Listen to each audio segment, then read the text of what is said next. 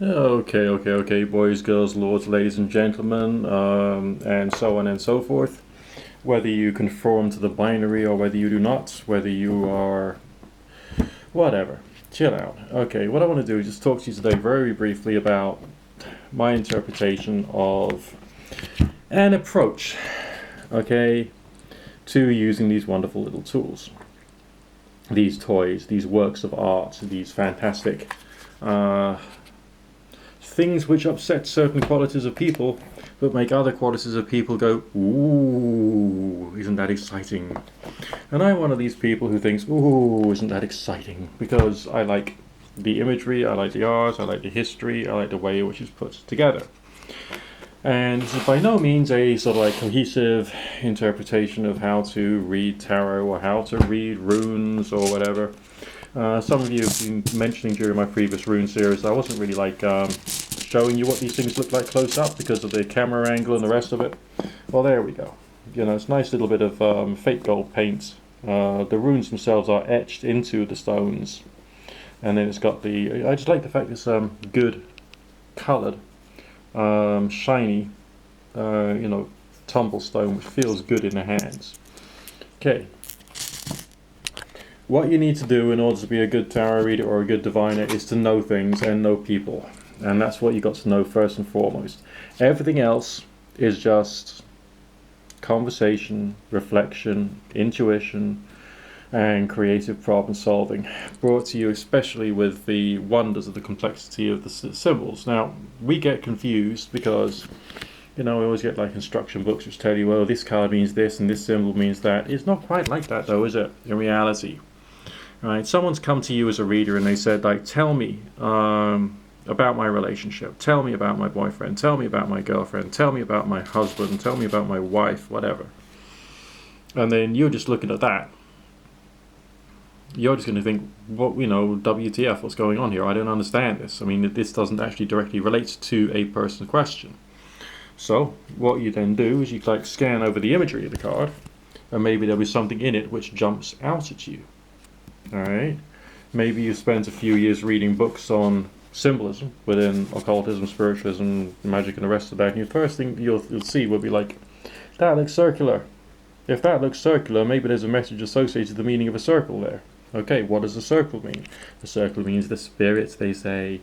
Yeah, but it can also mean a sense of completion, a sense of wholeness. It can be a sense of unity. It can be a sense of like something more relaxing, a feeling of something cozy, something womb-like, a sense of a friendly environment. It could be really rather good. But then you look at the other symbols here. You got the symbol of Jupiter up there, talking about rulership and control. But why would that need to be there? Is it the question of there's too much control in the relationship, too little control in the relationship? Are you not getting what it is you want? So that can then add an extra bit of message to it. Alright? And then you got the colours. You've got plenty of green here. You got plenty of blue and plenty of this sort of like yellowish, goldy colour. So you know what colours mean. Why do you know what colours mean? Because you've been thinking about it over many years. Okay, blue can be tranquil, it can be cool, it can be healing, it can be lovely, it could be the throat chakra, it could be therefore the forces of communication working in your favour. But also think about the context of the question and how the client has expressed themselves, because in some cultures blue can also mean despair. So is it a positive or a negative message? And is it, well, that's not just to do with the fact it's turned out upright or turned out the right way up, though, is it? No. It's to do with the context of you being a supportive, emotionally involved person with your client. Okay, so you have to bear that in mind as being the first thing that comes to the situation. So again, if we have another card coming up like this one, and what's this one talking about? Alright, if the question was the same, ask me about my boyfriend, ask me about my girlfriend, or sorry, tell me about my boyfriend or girlfriend, then this particular symbol turns up. What have we got there? You got a three-sided pyramid. Okay. Do you know what geometric symbols mean? Have you read a book on that? Have you checked a few websites about that? What does that refer to you? It looks like it's a three-dimensional shape, but it might not be. Okay, it could be in fact a flat surface with spokes on it. Right? So are we talking about something which seems like it's more than it is, or are we talking about something which seems like it's less than it is? Is there something about the relationship which is twisting perspectives? creating new interpretations. And then think to yourself, what is your emotional reaction to all of these little things here? Does that seem threatening to the artwork, or does it seem like it encourages and enhances the artwork? What other things can be said about that? Very hard to say. You got the symbol of Mars at the top there, the male reproductive symbol being the circle with the arrow sticking out of it. So maybe that's to do with direction. Maybe there's something else which needs to be done. You need to put some willpower, some work into it. The card is also labeled as works. But also the circles often remind me of gear wheels for some reason, and so therefore I think about how people are fitting in with each other and what needs to change in order for people to fit in with each other better. Does that make sense? Okay? But you can spend a lot more time just like reading these things, studying them, looking at them. During those dim, dark, distant days when I actually went to a church, which I've stopped doing now because I've changed my faith definition. I may do a speech upon that at a later stage. There was plenty of talk about the use of icons, and we were shown Catholic icons, and we were taught about how to look at the symbols and look at the art. And I thought, this is no different than doing tarot. This is no different at all. So why on earth is the church taking a whopping great dump on tarot when basically they're just doing the same silly thing? But it's their perspective. But it's all that no one understands. The quantity of people in the world who don't really understand that we're all doing the same thing, really. We all basically just want the world to get better and people to get better and all the rest of it. It's just, humans. We're crazy. But essentially, like that way of thinking, which I've shown you with the imagery there, that can be applied to any of the cards. That can be applied to this one. Okay? I mean, yeah, sure, there are archetypal traditional meanings associated with various different cards. Yeah, sure.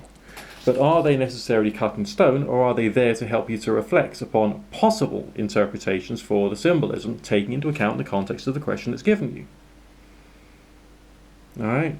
Is it necessarily what you think it is? Have you been told this one must mean this? Because if you have been told that, then you've been treated really badly by a person who's stopping you from thinking for yourself. Okay? You learn it. You've got to become an intuitive, creative thinker, a person who can connect ideas, and also explain that kind of like because like when you're connecting ideas in your mind, that's like a subconscious mind activity, isn't it? Right? That's a subconscious mind activity. But if you're not just connecting ideas, you have to talk to someone, you then have to take the subconscious mind activity and make it articulate and make it clear-minded and make sure other people understand what you're talking about.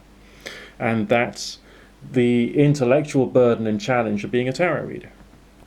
Okay? To make sure you can be in your clear-minded beta state of brainwave activity when talking, and also have another part of your mind which is working creatively to try and work things out, and that's probably more like half trance. I haven't had an EEG done on my brain for about 30 years, but if it was done now, I'm pretty sure it'd look a little bit more interesting on the basis that their technology is actually more accurate, because I've got different parts of my mind doing different things. Does that make sense? Maybe. I still get upset by the people who say this, that, and the other is the only tradition, or this, that, and the other is the actual technique. You know, these are people who are dumb. These are people who want other people to do the thinking for them, and they can't string an intelligent thought together for themselves, in my humble, limited opinion. Okay, maybe I'm having a little bit of a rant and rave, what the hell. So, when it comes to runes, are we using similar things going on there? Well, the runic symbols are very, very simple. As you can see, it's a couple of lines. It's all very angular. It's all very simple. Simple to carve, simple to draw, because that was convenient to them at the time, right? Okay? So the actual, as it were, symbolism or artwork that you see in the rune itself is not the actual symbol. It is the meanings which you have loaded in your mind associated with it. So maybe connected to the mythology, maybe connected to the stories, maybe connected to meditations and what you've learned from that, and whether you agree with the various different authors on the subject of the runes. So that's a bit more simple. These are just simple glyphs which is there to explain a more complicated subject, a more complicated intuitive message, if you get my drift. And therefore, yes, there is more of a sense of learning you've got to do with that, as opposed to with tarot, which is just loaded with lots of symbols and ideas, which is connected to all the various different mythologies and even biblical stuff, which you may have even read into at some point. Okay, does that make sense to you? Does that make sense? I don't know if it does. Now, when it comes to other more fun things, now you've seen me do a few. Let's put my rune stones back before I lose them all. Don't want to lose my Ura rune in the Hoover again like I've done before. Okay, now with the other fun things, such as the 47s. You got a combination of both things going on at once, and that's one of the reasons why I like what Tommy Kelly's done, because the glyphs themselves, the little sigils or whatever you want to call them, okay, alright, they're quite simple. They're quite easy to memorize, quite easy to visualize, quite easy to draw if that's what you wanted to do. But then it also includes the artwork itself, and the way in which Tommy Kelly has done this, it's given a certain level of emotional expression. So with the 40 servants, in my opinion, okay, you'll need to be looking at the way in which the emotionality of the artwork of the cards affects you, and also how the emotionality of the artwork of the cards can then be loaded into, as it were, the sigil itself, alright, through you choosing to connect these things up and working out what they could be talking about. Also with any reference to any form of creative art media you may have experienced in the form of theatre, cinema, the way that different characters and different actors have done things, and trying to build up some kind of creative understanding. And then speaking freely with your client. I can't get the cards back into the box with only one hand, that is a bit of a bugger.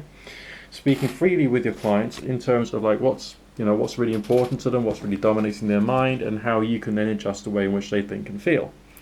Does that make sense?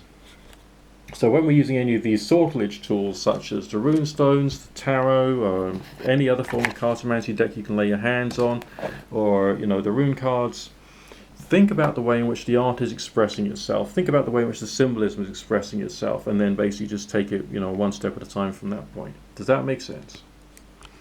That, in a nutshell, is how to read tarot. There is nothing fixed. Everything is fluid. Everything is creative problem solving and creative thoughts. All right. Does that, do you dig my vibe there? I love the way this card has actually been done. It's a really, really spooky, dark card. Okay, labeled as failure, but it's all the pure gothicness, the pure sort of feeling of negativity and oppression, and just brilliantly done. Okay, that's enough me talking for now. Hope that stimulates your thoughts somehow. It might not. I don't know. Speak to you in a bit.